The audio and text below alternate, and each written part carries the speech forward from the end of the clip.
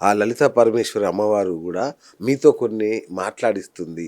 కొన్ని మహిమలు చూపిస్తుందన్నట్టుగా విన్నాను నేను. మన మిత్రులు కొందరు చెప్పారు. నెల్లూరు మీది నెల్లూరు కదా! హ్మ్. అవును. నా మిత్రులు చెప్పారు. ఏంటి మీరు గూడా మహిమలు ప్రదర్శిస్తారా? లేదంటే మీ శక్తా? అది అమ్మవారి శక్తా? నాకర్థం కాల. ఇప్పుడు దీనికి మీకొక నా జీవితంలో జరిగిన ఒక యథార్థ సంఘటన ఒకటి చెప్తాను. ఓకే. ప్రతినిత్యం గూడా మనం ఆరాధనలో ఉండొచ్చు, భగవంతుడి యొక్క ధ్యానంలో ఉండొచ్చు. మన కర్మానుసారంగా పూర్వజన్మ సుకృతమై సిక్స్త్ సెన్స్ అనేది ఒకటుంటుంది అవును. ప్రతి ఒక్కరికి. అవును. సిక్స్త్ సెన్స్ అనేది ఉంటుంది. మీరు పుట్టిన లగ్నాన్ని బట్టి గ్రహాలు ఇచ్చే యోగాలవి. కొన్ని మనకి తెలుస్తుంటాయి. ఓకే. కొన్ని మనకి తెలుస్తుంటాయి. కానీ తెలుస్తున్నాయని కాదని మొత్తం తెలియవు మనకి. ఓకే. ఇంట్యూషన్స్ కొన్ని అమ్మవారు కొన్ని విశేషాలను మనకు పంపిస్తుంటారు. అలాగే మీకు నేను ఒక విషయం చెప్పాలంటే, నేను అరుణాచలం దర్శనం చేసుకొనొచ్చాను. గిరి ప్రదక్షిణ చేసుకొనొచ్చాను. హ్మ్. చేసుకొనొస్తే తిరుమల దర్శనానికొచ్చాను. తిరుమల దర్శనానికొచ్చినప్పుడు దర్శనం లేదు నాకు. రేపు ఉదయాన్నే నాకు ట్రైను ఎళ్ళిపోవాలి. నాతో పాటు మా బావ ఉంటాడు. అక్కడే తిరుమలలోనే ఉంటారు. హ్మ్. వర్కులు చేస్తూ అక్కడుంటారు. అయితే బావ దర్శనం లేదు కదా మనకి. కాబట్టి స్వామివారికి కొన్ని పాటలు పాడి, కీర్తనలు పాడి, ఆమని ఎళ్ళిపోదాం నేను. ఇప్పుడే లాగిచ్చేస్తానన్నా.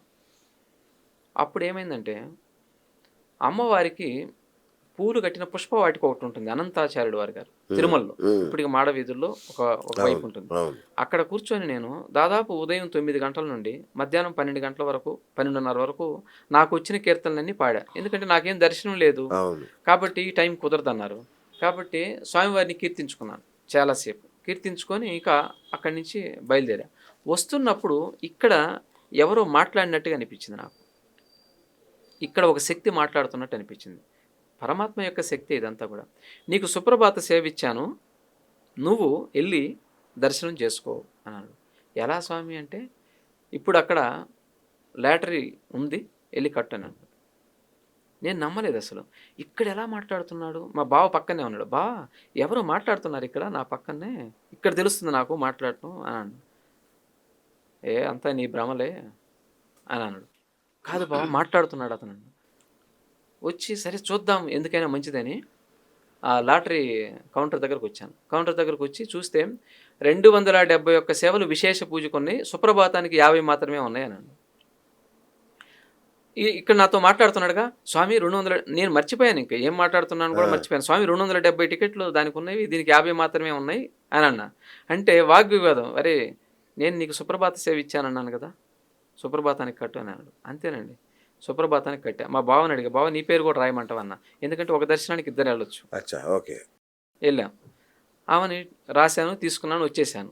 అందరికి 6:30కి మెసేజ్‌లొస్తాయి. అలాటెడ్ టు సుప్రభాతం అని. నాకు రాలేదు 6:30కి మెసేజ్. మా బావ అన్నాడు ఫస్ట్. "చూసావా? నువ్వేదో జెప్పావు గదా!" అన్నాడు. కరెక్ట్‌గా 6:59 నాకు మెసేజ్ వచ్చిందండి. యువర్ అలాటెడ్ టు సుప్రభాతం సేవ అని. అబ్బా! Mind blowing. నాకిప్పుడు గూస్ బంప్స్ వస్తున్నాయి ఆ ఇన్సిడెంట్ అనుకుంటే. నిజంగానే. అవును. నిజం ఏందంటే సత్యం ఏదైతే ఉంటుందో అది అవును. పలుకుతుంది. కాబట్టి పరమాత్మ కనెక్ట్ అవుతూ ఉంటాడు. నువ్వు చేసే విషయాన్ని బట్టి. కాబట్టి నీకు ఏ టైంలో నీతో మాట్లాడాలో, ఏ టైంలో నీకు కొన్ని ఇంట్యూషన్స్ పంపించాలో అలాంటివి ఉంటాయి. అయితే ఆ టికెట్ తీసుకొని నేను సేవకెళ్ళానండి. ఉదయాన్నే ఎర్లీ మార్నింగ్ సుప్రభాత సేవకి. ఎవరో వీఐపీ వచ్చారని స్వామివారికి దగ్గరికెళ్ళిన తర్వాత ఇటు యూ టర్న్ తీసుకొని వచ్చేస్తాం గదా! అవును. ఎళ్ళిన తర్వాత వీఐపీ వచ్చారండి ఆగమన్నారక్కడ. ఆయనొచ్చాడు. ఆయన ఓకే. అటుపక్క నిలబడ్డాడు. నేను ఇటుపక్క నిలబడ్డాను. స్వామివారికి హారతిస్తున్నారు. 20 నిమిషాలు ఆయన ముందే నిలబడ్డాను స్వామివారి ముందే. అబ్బబ్బబ్బా! 2019లో జరిగిందిది. వావ్! 20 నిమిషాలు. అక్కడెక్కడో కీర్తనలు పాడా గదా! పక్కన. ఆయన దగ్గర నిలబడి ఒక 3 కీర్తనల వరకు పాడే అవకాశం వచ్చింది నాకు. అబ్బబ్బబ్బబ్బా! అట్లా భగవంతుడు మాట్లాడుతుంటాడు. దీన్ని ఇంకా లోతుగా ఎళ్తే కొన్ని విషయాలు. ఇక్కడ హైదరాబాద్‌లోనే నాకు బాగా మంచి స్నేహితులోళ్ళు. ఓకే.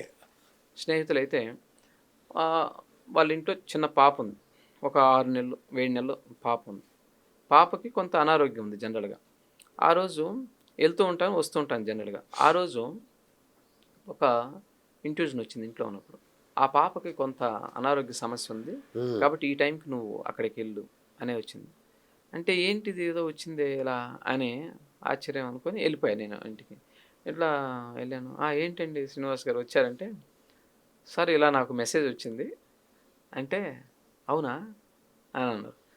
సరే ఎవరైనా కూడా ఏంటంటే ఏదో చెప్పారులే అనుకుంటారు. అవును. Okay message correct. అంటే.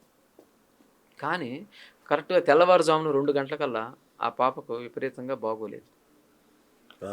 విపరీతంగా బాగోలేదు. అంటే ఆవిడ ఇంకా బ్రతకవలసిన టైం ఉంది. ఓకే. కాబట్టి వాళ్ళు ఆశ్చర్యపోయారప్పుడు. "అమ్మ నువ్వు చెప్పినట్టే జరిగింది. ఏదో మెసేజ్ అన్నావు" అంటే ఇమ్మీడియేట్‌గా అప్పుడు కారు తీసుకొని అపోలో హాస్పిటల్‌కెళ్ళాం. ఆ! వెళ్ళాం. ఆ టైంకి సేఫ్. ఆ! అట్లా ఏంటంటే కొన్ని ఇంట్యూషన్స్ భగవంతుడు మనకిస్తాడు. అట్లని హ్మ్. మనకన్నీ తెలుసని కాదు. అదేలెండి. అదేలెండి. ఇదేంటంటే వాళ్ళ అనుగ్రహం. అవతల వాడికి వినే భాగ్యం ఉంది. నాకు చెప్పే అవకాశం మాత్రమే అవకాశం. ఉంటుంది. వావ్! వావ్! వావ్! సూపర్. అట్లాగే గురుగారు రావణాసురుడికైతే దేవతలను జయించే శక్తి కూడా ఇచ్చాడాయన. అది ఇంద్రుడు వెళ్లి దాక్కునేవాడు. రావణుడు వస్తుంటే భయపడి ఇంద్రుడు కూడా దాక్కునేవాడు. అట్లాంటి శివ స్తోత్రాలు వాటికున్న శక్తి ఏంటసలు? ప్రతి మనం ఇందాక మాట్లాడుకున్నట్టుగా ప్రతి స్తోత్రానికి గూడా చేసే వ్యక్తిని బట్టి, ఓకే. ఉపాసనా శక్తిని బట్టి, ఓకే. వాళ్ళ యొక్క జన్మ సంస్కారాన్ని బట్టి ఆ శక్తి వస్తుందండి ప్రస్తుతం. ఓకే. అంతేగా? ఇప్పుడు అందరికీ లేదుగా. ఇప్పుడు అందరూ ఒకేలాగా స్తోత్రం చదువుతున్నారు. అవును. కాబట్టి చదివినంత మాత్రాన అందరికీ ఒకేలాగా సిద్ధిస్తున్నాయంటే వాడి కర్మలను కూడా దానికి ఆచరించబడి ఉంటాయి. ఆ కర్మానుసారంగానే జన్మ తీసుకుంటే ఆ జన్మలో కొంత శక్తియుక్తులు వస్తున్నాయి. ఓకే. కాబట్టి ఆ రోజుల్లో రావణాసురుడు శివతాండవ స్తోత్రం చేశాడంటే శివుణ్ణి మెప్పించాడు. అది బా! ఎలా ఉంటుందో తెలుసా మీకు? డమరుకం శబ్దం ఉంది కదా! ఆ ఆ! డమరుకం శబ్దంతో లింక్ అయి ఉంటుంది. ఓకే.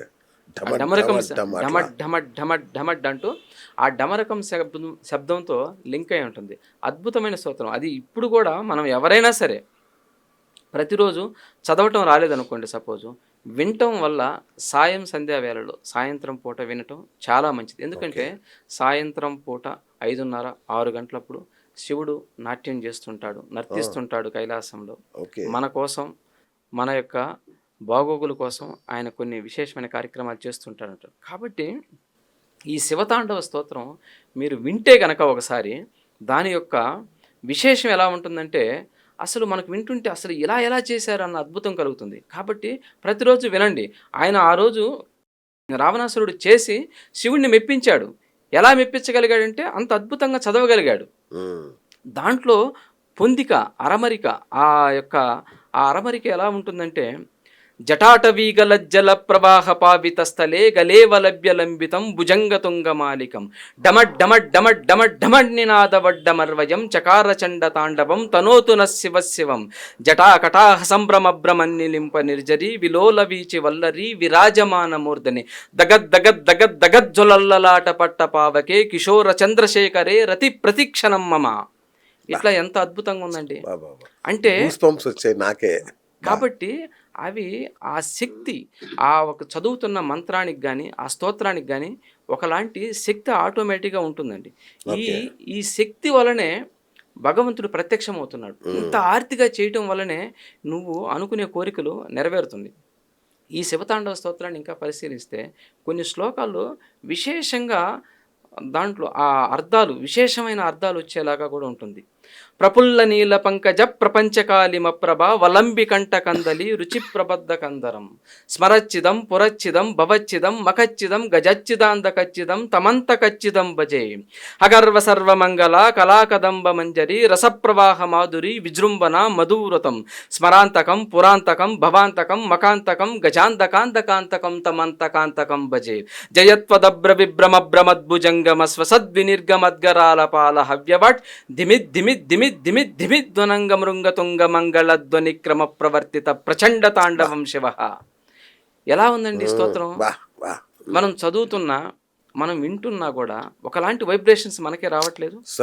ఇప్పుడే నాకు ఇట్లా ఒళ్ళు జలధరిస్తుంది. కాబట్టి ఇంత మనకి ఇన్వాల్వ్ అయిపోయి హ్మ్. భగవంతుణ్ణి అర్చించాలి. ఓకే. భగవంతుణ్ణి మనం మొరపెట్టుకోవాలి. తండ్రి నువ్వు అంతటి వాడివి, ఇంతటి వాడివి, నువ్వు అలా చేయగలవు, ఇలా చేయగలవు. కాబట్టి సమస్తం కూడా నీవే. ఈ సమస్తం కూడా నీవే అని మనం చేసే పూజలో ఆ నిష్ట కనపడాలి. అప్పుడు మీరు కోరుకున్న కోరికలు, ప్రారబ్ధపు కర్మలు తీర్చి మనకి ఎటువంటి శుభాలు చేస్తే మంచిదో ఆయన ఆలోచిస్తాడు. గురుగారు మీరు అవధూత వెంకటరామయ్య గారి మనవడు. రైట్? సో, ఆల్మోస్ట్ మీరు అవధూతనే. ఎందుకంటే ఆయన అంశతో పుట్టిన వాళ్ళు మీరు. చాలా గొప్ప విషయం.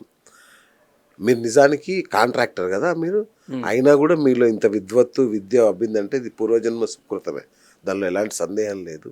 అయితే ఇంతటి మీరు, నేను ఎంతో మందిని అడిగిన ఎవరు చేయలేనిపోయిన ఒక్క సహాయం చేయండి మాకు.